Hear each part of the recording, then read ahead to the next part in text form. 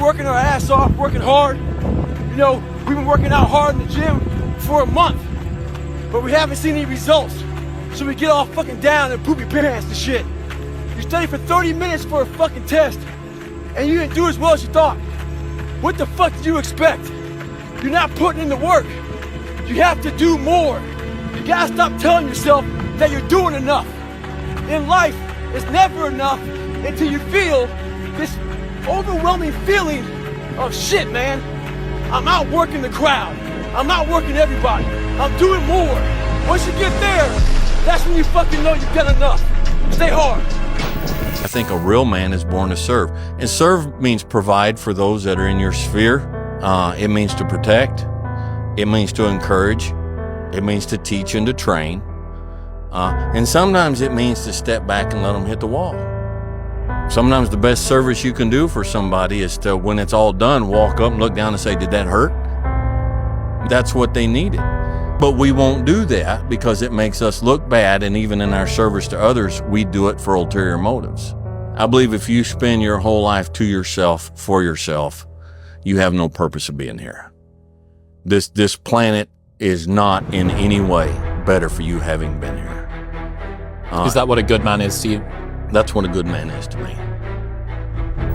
People that become wealthy understand how money works, and everybody else does not. We're taught this is how you win. Go to school, study hard, get good grades, get a good job. And if you continue working down that path, you're going to become successful. But if you look at the successful people, that's not the path that they followed. They don't get there by working a job and getting a raise. They don't get there by working to climb the corporate ladder. They get there because they understand how money works and they understand how to win in the economic system. I checked all the boxes. I studied hard in school. I went through high school. I went to college. I spent 1 year in graduate school. And then I went through law school. But I never once learned to think about money. I never once learned to think about building wealth. I never once learned to think about investing. I never once learned to think about passive income. Along my entire educational path, I was never taught that. Well, you have to discipline yourself. That means you have to put yourself in harness, and you might strive against that, like a horse that's being broken, and you might say, well, what a catastrophe to break a horse or to train a dog to pull a sledge, but we have to be disciplined, you know. You have to subject yourself to strictures and constraints, and you have to play by the rules. And as Nietzsche pointed out, you waste a lot of yourself doing that, you know, by adopting some regulated and disciplined structure. Maybe that's your job, or one relationship instead of many. It's a narrowing and a limiting, but at the same time, it's a fostering of your ability to concentrate with single-minded intensity and purpose on an actual goal instead of a hypothetical plethora of goals. So your brain needs pressure, and stress and pressure is not a bad thing. We have this thing where we feel like stress is bad. You know, you need to relax, man. You need to chill. Stress will kill you. No, being bored will kill you.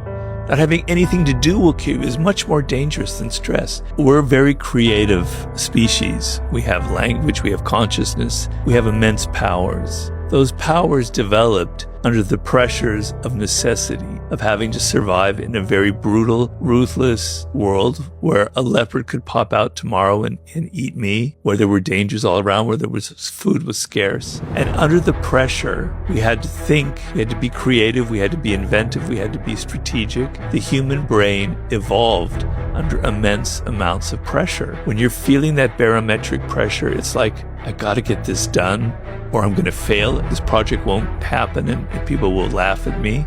You work like a fiend. Energy, your whole body responds. Your blood gets moving.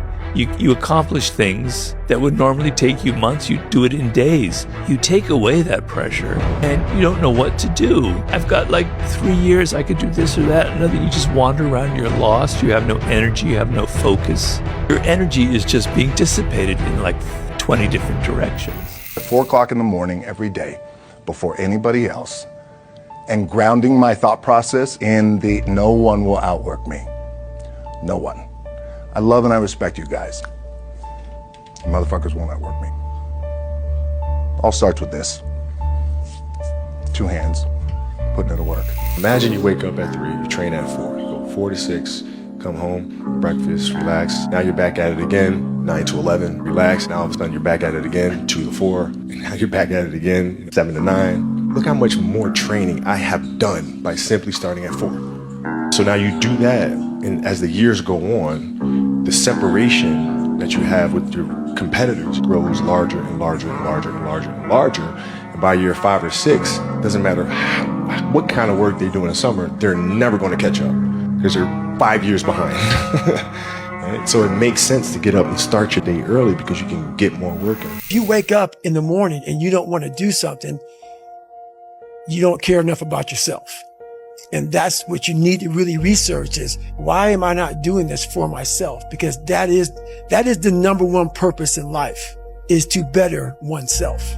Well, where do you go to? You wake up on a morning, it's cold, it's dark, you've got no cartilage in your knee, you've got shitty shorts, whatever it is that's the issue today. Keep talking. It's warm on the couch. Your missus says stay in bed. It's comfy, it's cozy. You've got work later on. You had an argument last night. You're slightly hungover. Cause I know every motherfucker ain't gonna do what I'm gonna do. I know there's a whole bunch of people with that right there. That fires me up. Why? Because I know there's so many people that have the ability and just refuse to get off that couch. Refuse to study a few more hours. Refuse to go deeper, to go further. And that's where I gain the advantage. It's so easy to be great nowadays, my friend, because most people are weak. Every single airplane that takes off knows where they're going. Imagine you have the most sophisticated airplane in the world, and it takes off and doesn't know where to go. It's not going to have a successful mission, no matter what. And so this is why it is so important to have a mission, to have a specific goal, because then every rep that you do will get you one step closer to that goal. And you know why you're doing it. You never ask yourself, why am I getting up at 5 in the morning and go to the gym? You know why.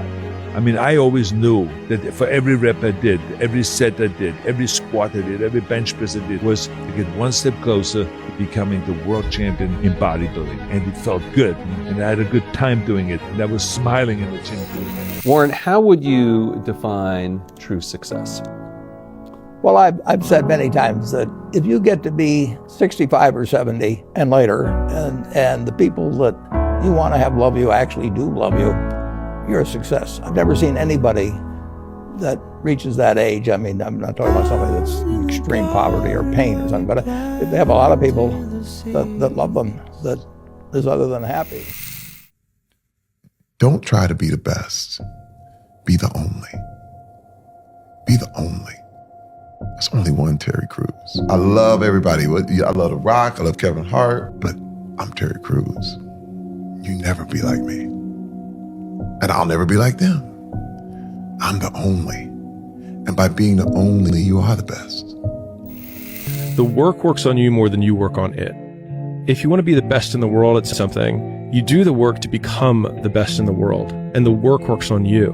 I spent 5 years building a chain of gyms. So I had 6 locations. After that, I sold 5 of them. I shut one down. In the transition between shutting my gyms down, I got a big payday because I sold my 5 gyms. I took all that money and I put it into the next thing. The partner that I had in that next thing ended up taking the money and disappearing, filing bankruptcy, and sending it to his girlfriend in Sweden. So there was no way I could get the money back, and he had filed bankruptcy. There's no course of action for a lawsuit. I just wasted the last 5 years. And so here I am, and I'm like, I have nothing to show for the last 5 years of work. But then in the next 12 months, I made more money than I'd ever made in my entire life. I made more profit the next 12 months than I made in the last 5 years, times like 5. The thing that was the outcome of those 5 years was me and the skills and the experiences that I possessed through going through it. There's a biblical proverb, I think it says like, there is profit in all labor. And so if there is anything that's eternal for us, at least as individuals, it's going to be who we become in the process.